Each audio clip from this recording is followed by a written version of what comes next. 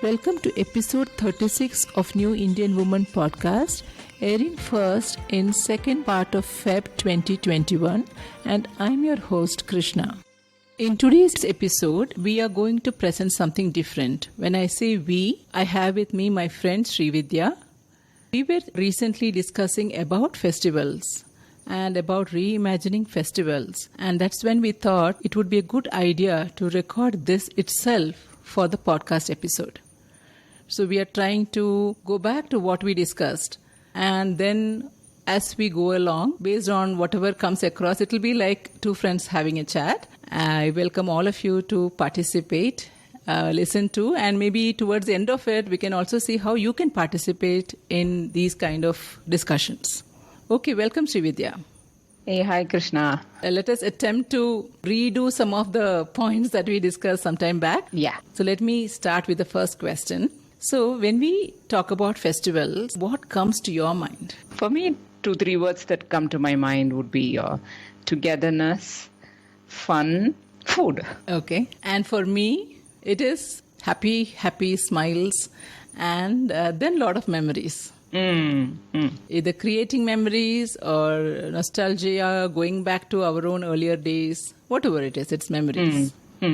And what kind of festivals come to your mind? Festivals is like, what I celebrate, what we celebrate as a family are the predominant ones that come to my mind, primarily like Pongal, Diwali, that and all that. But, if I pause and think, there are many, many more things I can keep adding to it. And these days, birthdays and anniversaries are also like celebrations. I don't know if you classify them under festivals, but we really, really spend time to plan and do something fun. Children do it for us and we do it for children and all that. So for me, that's also coming into that radar of celebration. Yeah, which means we are bang on what this episode is about, which is about reimagining festivals. And in today's age, maybe there is a need to reimagine, go beyond the traditional definition of festival, and anything which we cherish, all those words that you said earlier of togetherness and food and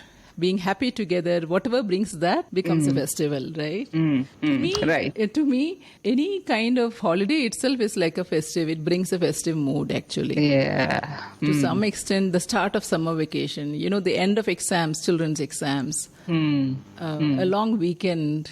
Many of these broadly fall under festivals for me, yeah. Change from the year-long routine of something and then a break and then, I agree with you. It brings in joy and happiness. Yeah. And if we look back, communities all over the world, whether it is tribal communities living in some forests or all kinds of communities across the world, they have had some festivals or the other to bring people together. Maybe much before even religion came into being, festivals came into being. And quite a few of them may be related to harvest, maybe had to do with human beings moving from the hunter-gatherer to a farmer kind of a thing. Maybe associated with change of season. But all of them, the intent was to come together as a community, come together, display gratitude, look forward with an idea of hope, and share happiness. It didn't matter how much anybody had or didn't have. Use that as an opportunity to share. Right. And also convey our gratitude. You did mention that gratitude to nature. If you trace back each festival, there is always something we pray to this God.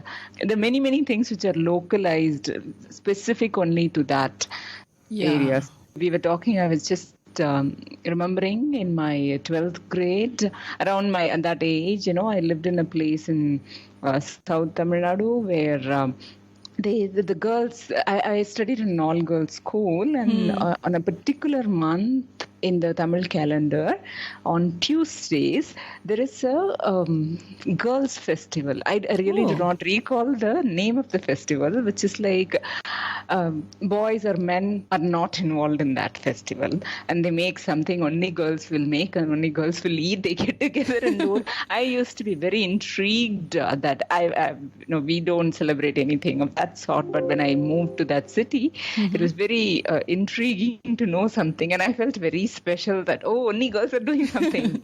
Now it doesn't. If I look at it, it's very different. But the point I'm trying to highlight is the localized. We don't know there are many celebrations and festivals. We only know so many. Yeah. Yes, we know only so many. I remember when there were festivals around temples, churches, etc.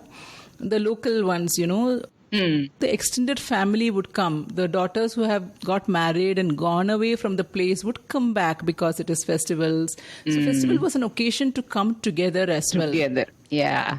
And to some extent, I feel many of our children, for them, I do not know whether it holds the same meaning.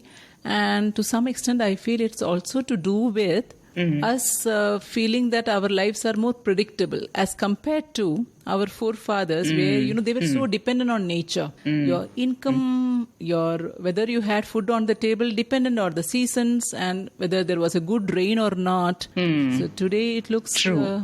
So long as an ATM is there, everything is fine. Is the children may have. So I feel maybe that is where it is important for us to make it more meaningful in today's context as well.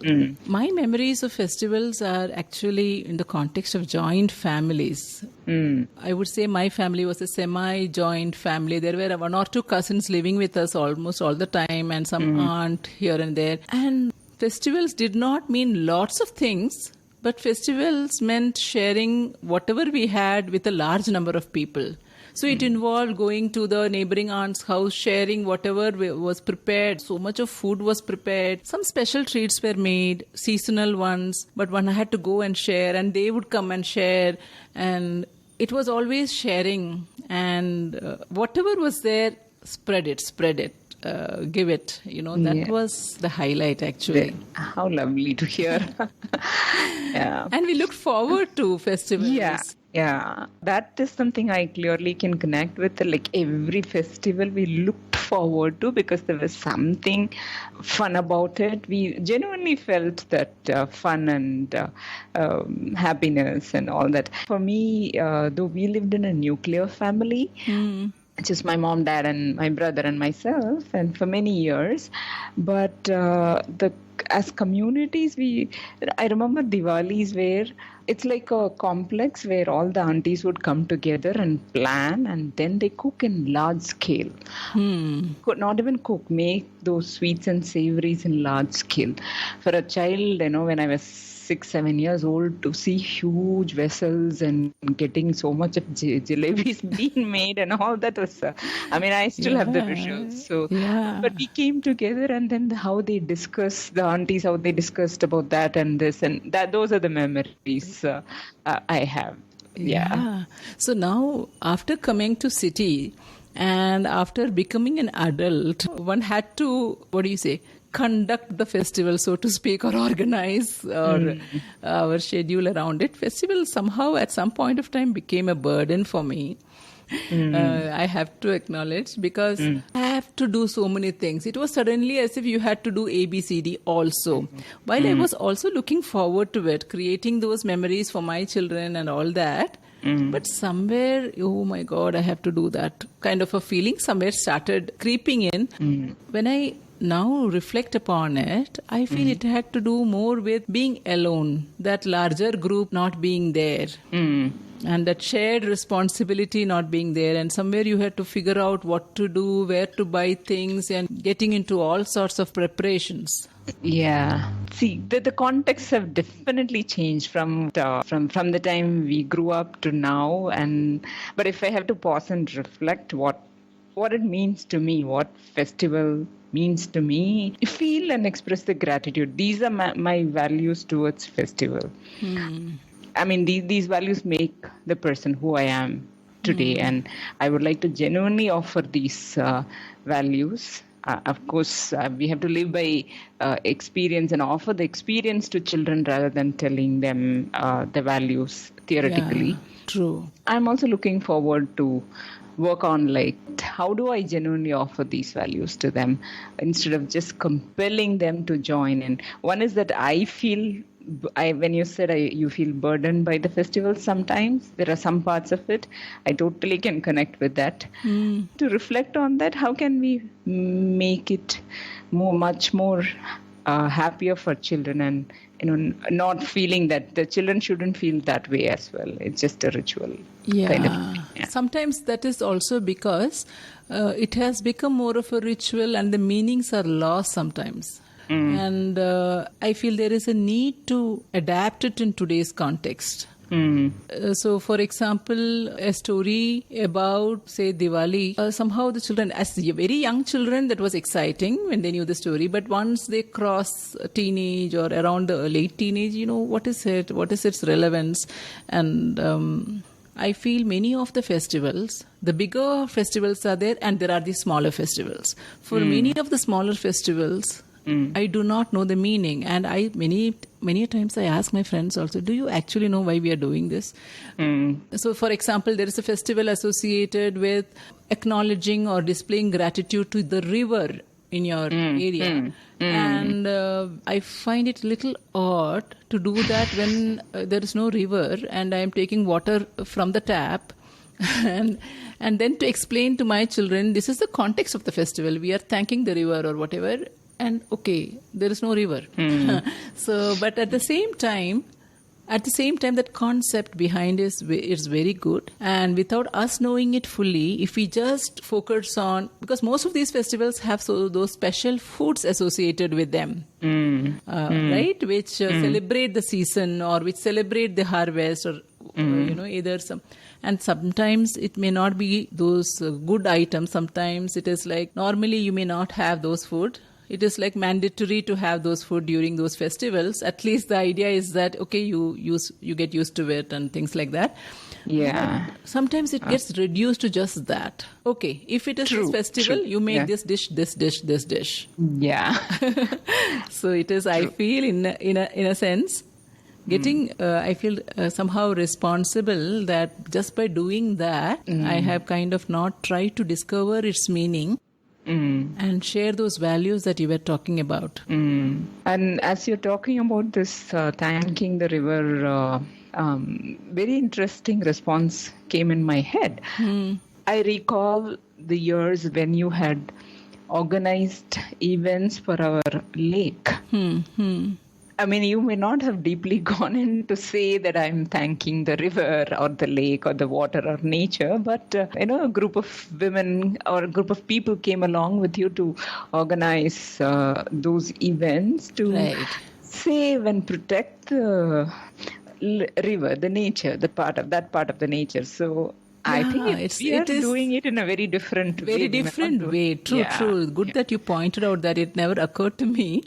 But true. Srividya is referring, for the benefit of the listeners, she is referring to what we were doing as Kere Haba, or a lake festival in our locality, where we conducted it as a festival, invited a lot of local artists, etc., had functions around the lake. That is a festival of today. Incidentally, my children attended every time and they were looking forward to it. Because whole day they would volunteer, they will hang around the lake.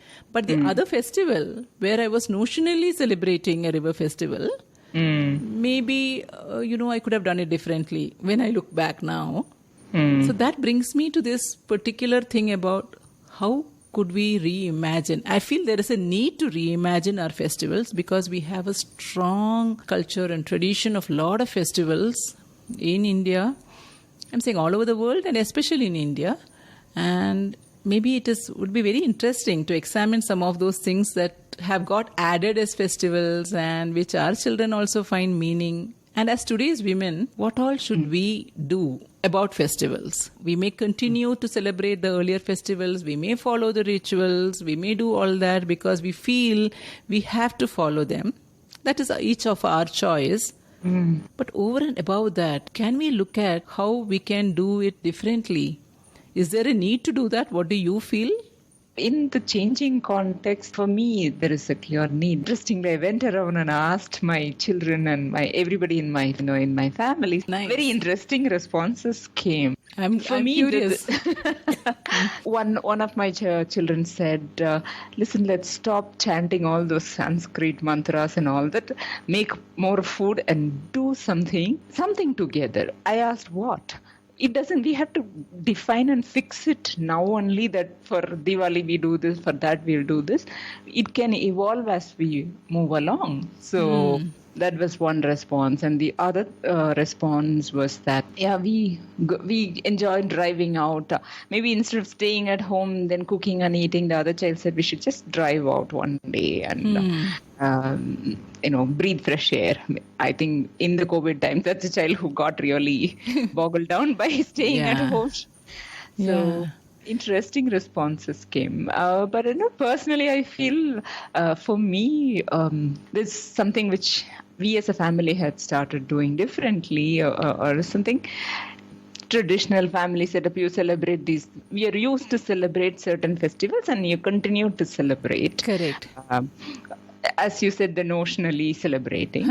Then, and I had this question that my children are not engaging. I have this expectation it would be nice everybody come together, but my children at some point they were not engaging. But they were drawn towards something else, like they would want to celebrate Christmas. They're just attracted by making the star and all that. So I think one year I said, okay, if you want to celebrate Christmas, you make the star, you make the Christmas tree, you make the decoration. And they actually sat together and made every single piece of it. And it was delightful for me to see my children coming together, engaging and creating something together. From that time onwards, every year we celebrate Christmas and we look forward to it. So nice.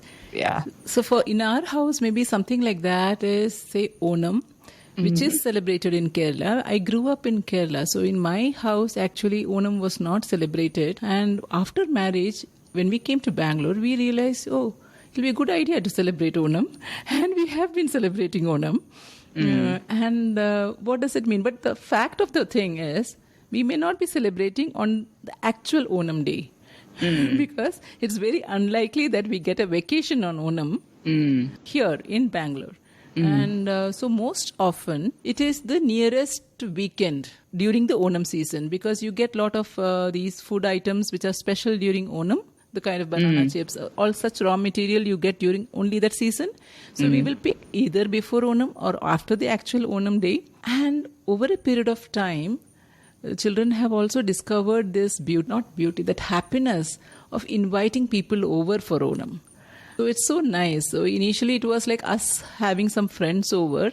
Now that my children are grown up, suddenly one child, some 2-3 friends will come, or somebody would come, and they may not know how to eat on a leaf and all that, but it is so much fun. And sometimes when I tell my siblings, no, tomorrow is the Onam feast, they'll say, first of all, they're surprised that we are doing Onam.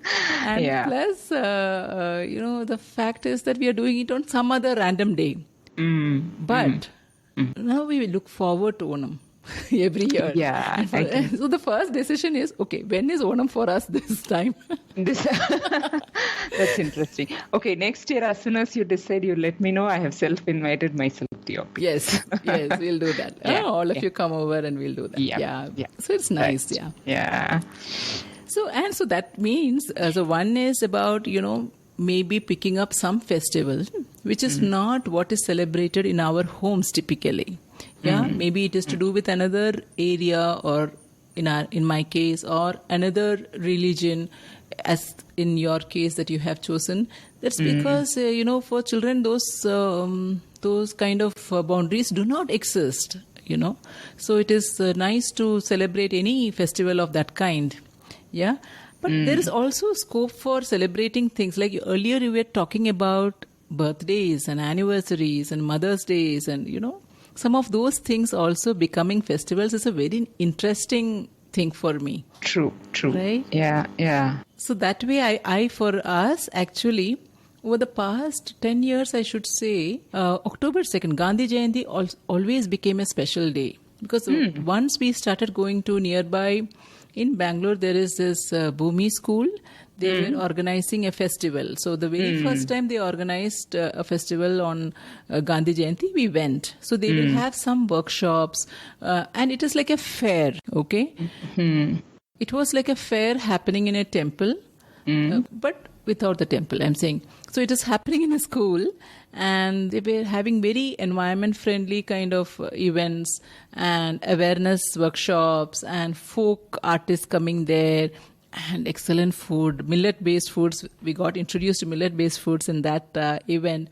We enjoyed it whole day as a family. We were spending time there, and we all liked it. And every year, and unfortunately, recently they have stopped it, but every year we said, okay, October 2nd, it's like frozen. We look forward to that festival. We went there. Yeah. And such a pleasure it was, to look forward to some. And that way, anyway, it was guaranteed. No, October 2nd, anyway, is a holiday. That also helped. Right. Yeah. So how do we redefine what it means redefining? Yeah. Now we know, each one of us, at least you feel that and I feel that, and our listeners would also agree that we need to redefine, not need to, I shouldn't be saying need to, but are we looking for, to redefine, and how do we do that? If we are very clear of the scope for reimagining festivals, which may add to our list of festivals, which may just add to our list of happiness. So I am seeing it as happy home ideas types, okay? Right? This whole reimagining thing. For me, it starts with rediscovering of what our festivals are to some extent, because over the last 10, 15 years maybe, I'm seeing that many festivals or many special days are associated with, it has become a shopping festival. And sales being conducted around this. Yeah. If you interact with people, whether it is colleagues, whether it is friends, it is always about eating out, mostly, or buying something on a sale, or ordering in different food. I somehow feel we have moved a bit. I'm not saying those things are not required, but the original idea of festival, somewhere we have lost kind of a feeling, I get. So there is a need to rediscover what festivals mean to each one of us as families. Maybe it is a break from monotony. Maybe it is gratitude. Maybe it is an occasion to do some new things. That can differ for each of us. So accordingly, the scope for reimagining would also differ, but definitely we could discuss some ideas that worked for us, or we feel maybe we could try these out. Right? Maybe some small things, doing one thing at a time. For example, in an earlier episode, I had interviewed Harini Nagendra. She's a leading urban ecologist. And she was introducing us to how we could engage children in different ways. And we talked about how she keeps dolls for the Dasera or Navratri festival in her house. The child keeps the dolls based on a theme which is around gender, which is around sustainability, recycling plastic, whatever it is. But the focus is on using that festival as an opportunity to do something else. I really felt that idea was very nice. True. I agree with that. It's novel. Yeah. And so every year I would be like keen to, okay, this time what is it going to be? Let me see. But that excitement is there. So maybe one of the things I feel is giving each other gifts. So for many festivals, we have this concept of gifting others, right? Others in the family or friends, or whether it is birthday gifts or for Diwali for the larger family. Maybe there is scope for delinking our ego from how much money we spend on the gift and look at whether we should even have store-bought gifts. Can we do something with our own hands? And when we say something with our own hands, immediately the notion comes, who has the time for all of this? But it need not be. It can be a handwritten note to someone. In these days, we have all forgotten that. So that itself may mean something. To our own parents living in our native place, maybe a handwritten letter they may cherish much more than sending a gift via an online shopping thing. Yeah, what a wonderful idea. definitely. Yeah, sitting together, that brings that together and doing something together and making handmade gift and learning from them. I think when you said reflect and find out how we want our festival to be, it also occurred to me it's my need for togetherness, and hence I need to go check with each person in my family that how do they want it. Unless that discussion happens, there wouldn't be a buy-in. We are not going to be together. Correct. So I remember for one of the birthdays, a husband's birthday, children had come up with this novel idea that they were lost. They couldn't know what to buy for dad or what to do. So they organized a treasure hunt game for both of us. And it was hilarious for us to, the location in our house, we did not even know certain locations.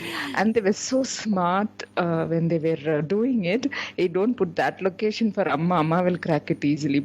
She would never go to that place of the house, put that one. Like that. They were together designing something. So playing games. And playing games and many games. Yeah. This is one of the games created by my children and impromptu at that moment. I think we reach out to children. They are going to list a number of things which we can play together. Correct. And in that process, the memories, you will never forget it, right? That festival, every year on that day, you will remember that particular game you had that time. So lovely, actually. Yeah. And so play something, as adults, as we move from the childhood space, we are missing out play. Through play, engaging in play with children, a lot of happiness could be evoked.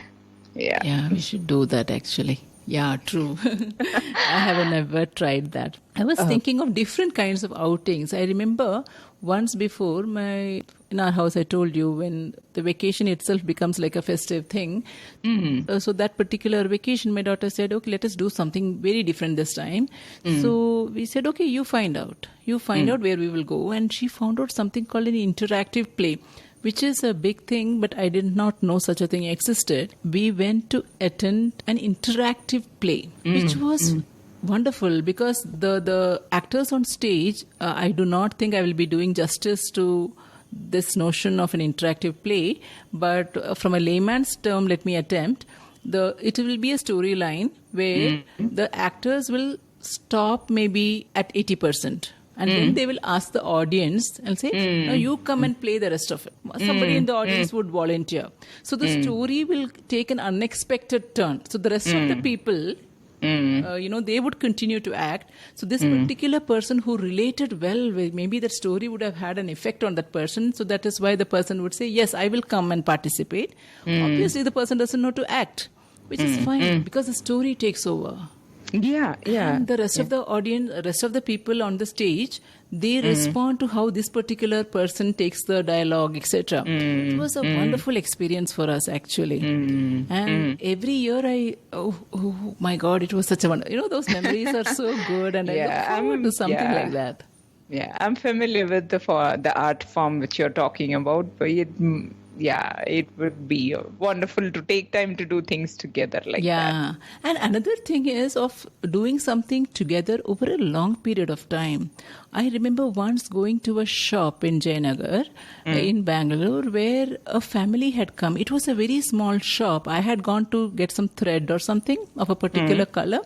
So one husband, wife and a teenage daughter was there. They were together selecting threads. Those patterns will come where you embroider that kind of a village scene or something, right? It seemed so. I was curious. The husband, wife, and the daughter together were choosing the threads. And when I said, I'm curious, I would like to know what are you people discussing, etc. Shamelessly, I went and asked. They opened that particular thing that they had. Okay, remember those embroidery kits one will get, for 200 rupees and all, one small thing. This was a huge one, 4 feet by 4 feet or some such size, okay? It's a village scene. And it seems every year they pick up one. It would cost maybe a few hundreds of rupees. They buy the thread, and throughout the year, they'll sit together after dinner every day and make little bit. 30 minutes, they'll do that. Wow. I am like, oh my God. I was like, I was in awe of them. And that family is there in front of my eyes even now. Because for them, it is not a specific day or a specific event. Got it? As a family, they found something to do it during the entire year. And I know of families who do puzzles together, huge puzzles. Wow. Sometimes they do quilts together. These are all where the meaning of festival itself is gone, because every day they're looking forward to doing something together. Right? Which is which itself is a rarity these days. Yeah, even to come together to decide, we individually we know what we want to buy, but to buy something for the house. Yeah. Can we come together and buy? This is the budget for this festival. Let's buy something for the house, and to actually to engage every member in the family. That itself is an interesting experience. True. Wonderful. Actually, see, if you look at things for the house or things to be bought as a gift for somebody also, like when we talk about things for the house, something like curtains, okay? For let's assume we want to, or the sofa, a new sofa has been bought. The give and take which happens when we discuss, no, I like green and you like orange and whatever it is. So the values that you were talking about earlier, right? Yeah, respecting each other. So if on the occasion of Diwali there is a sale, and or for on the occasion of New Year there is a sale, and as a family you want to use the sale for whatever advantage it gives, fair enough. But even then there is an opportunity of coming together. Like you said, maybe arriving at a budget and then discussing, enjoy the small arguments, sometimes big arguments too, and learn the give and take, etc. And sometimes cooking together, some special dishes that are customary.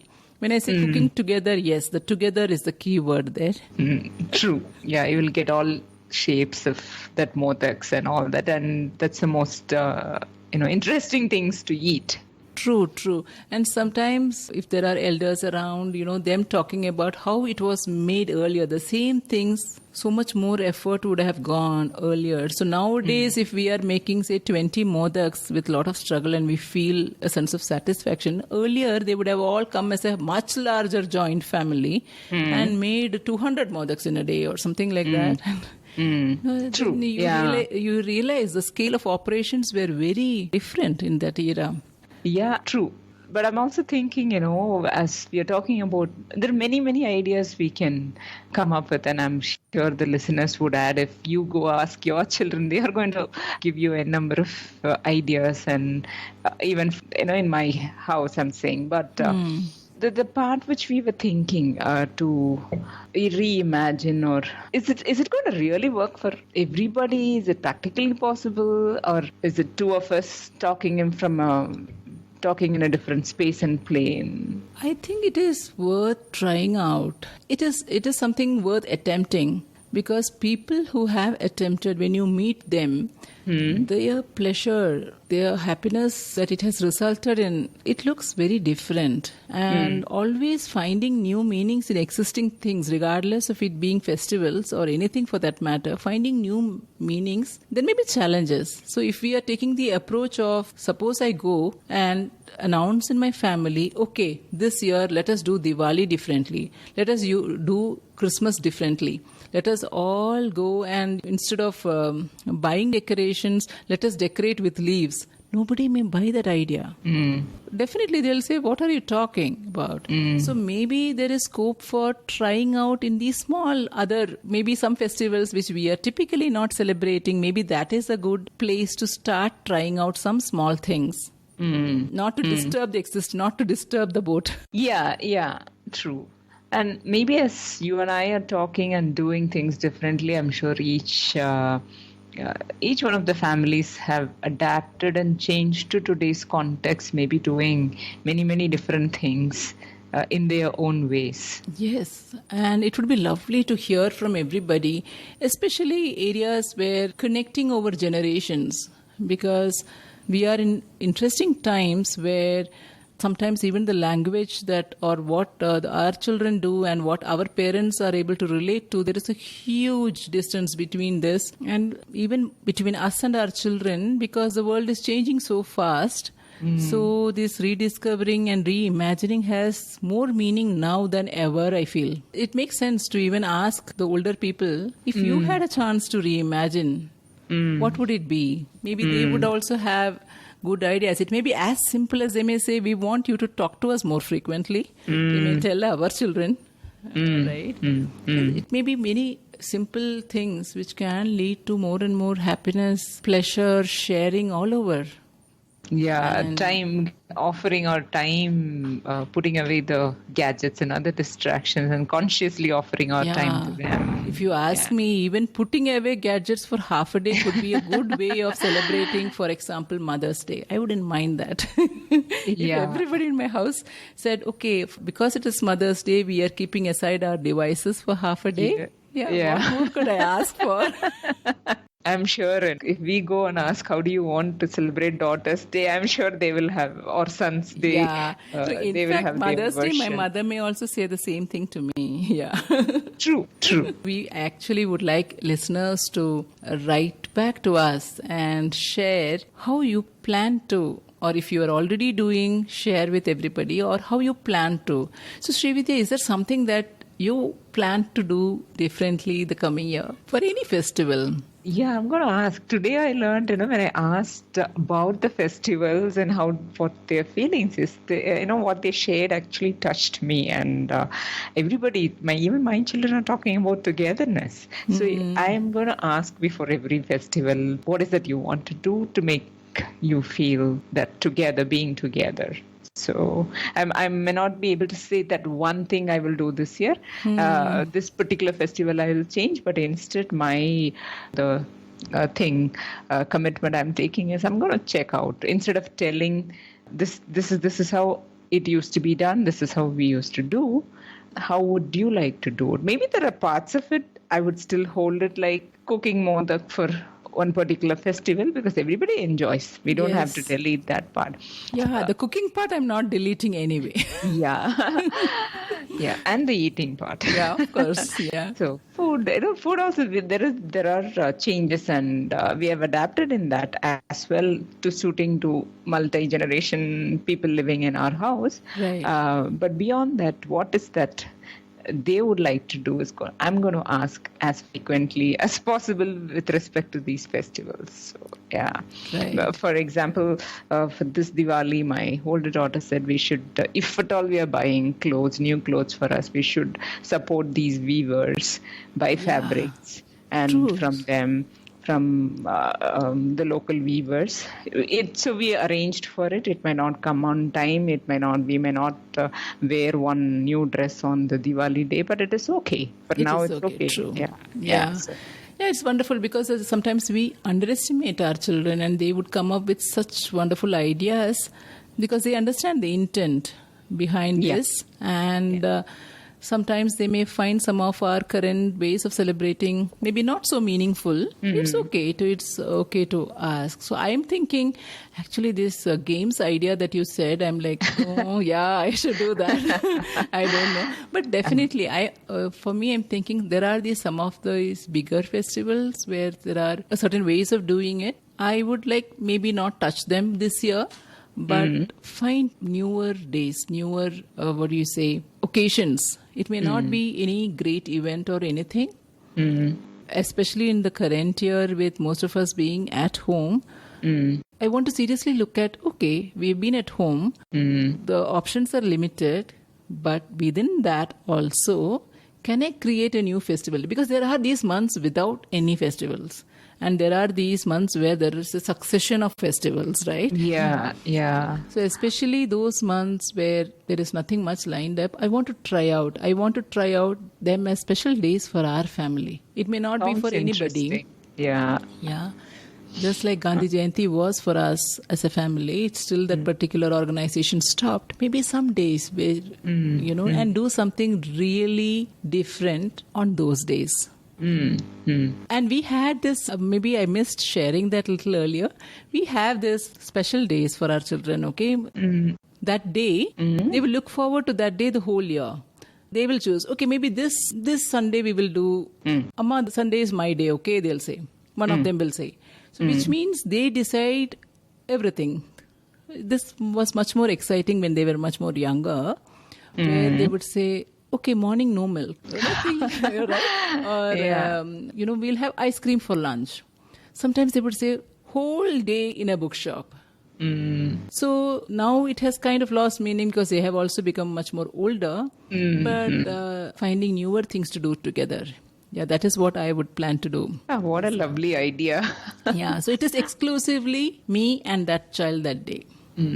So if it is at home or outside, doesn't matter. That child decides the whole day and we will do. So whether the other sibling should come or not also is decided by this child. How interesting. Yeah. So there is scope for reinventing, reimagining, and it is up to us to define our festivals, I feel. Let our traditions continue. If we want to change, question, that is up to us. But there is definitely scope for doing a lot more things in newer ways, adding to that list. Yeah, I agree with that completely. And I'm sure there are n number of ideas. Yeah. So once again, we request all listeners to write to us. We are waiting to hear your ideas of how you are doing something different or you would love to, and any challenges you face therein. And maybe together we can find out newer things to do together as New Indian Women. Thank you, Srividya, so much. It was so nice chatting with you. Thank you, Krishna, for the opportunity. It was fun chatting with you. Okay, bye. Bye. So with that, we come to the end of another episode of New Indian Woman. See you again in the next episode. Remember, you are what you want to be, and the time starts now.